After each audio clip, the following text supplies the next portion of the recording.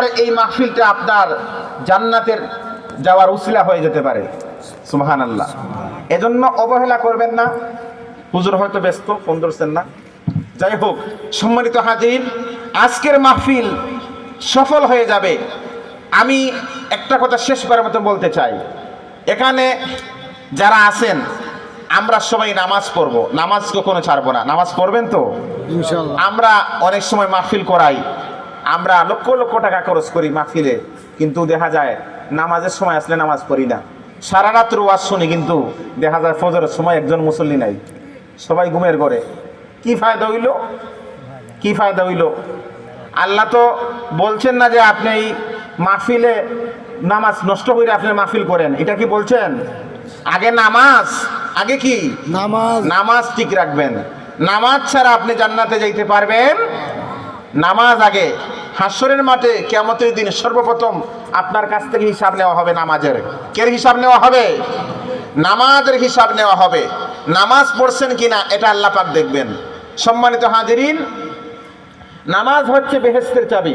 আস-সালাতু মিফতাহুল জান্নাহ। নামাজ হচ্ছে কের চাবি? বেহেশতের চাবি। নামাজ পড়বেন, আর নামাজটা খুশুখুদুর সহিত পড়বেন। কাদ আফলাহাল মুমিনুন আল্লাযীনা হুম ফি সালাতিহিম খাশিউন। ওই ব্যক্তি সফল যে ব্যক্তি খুশুখুদুর সহিত নামাজ পড়ে। আমরা তো নামাজের মধ্যে দেখা যায় অনেক রকমের নামাজি আছে, মুসল্লি মসজিদের মধ্যে আসেনি, দেখা যায় মসজিদে ঢুকে নামাজ পড়ে শান্তি পায় না। নামাজের শান্তি আসে না। যে নামাজের শান্তি আসে না, মনে করবেন যে ওই নামাজ আপনার ঠিক হয় না, নামাজ ঠিক মতন আপনি পড়তে পারেন না। অতএব নামাজ ভালো করে পড়বেন, 5 ওয়াক্ত নামাজ পড়বেন। কারণ কেননা নামাজ হচ্ছে, আল্লাহ পাক বলেন ইন্নাস সালাতা তানহা আনিল ফাহশাই ওয়াল মুনকার।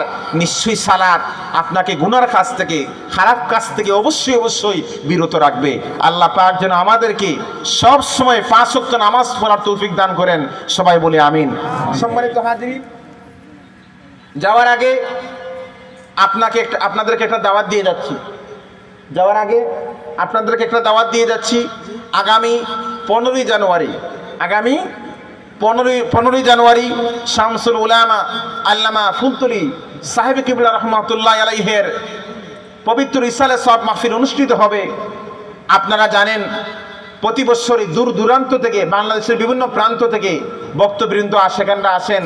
ওই বরকতপূর্ণ মাহফিলের বরকত হাসিল করার জন্য আমরা ইনশাল্লাহ যে যেখানে থাকি, যে যেভাবেই পারি, আমরা ওই বরকতপূর্ণ মাহফিলে বরকত হাসিল করার জন্য আমরা সবাই অংশগ্রহণ করব। আল্লাহ পাক যেন আমাদের সবাইকে তৌফিক দান করে। সবাই বলে আমিন। আস্তাগফিরুল্লাহ, ইন্নাল্লাহা গফুরুর রহিম। আস্তাগফিরুল্লাহ।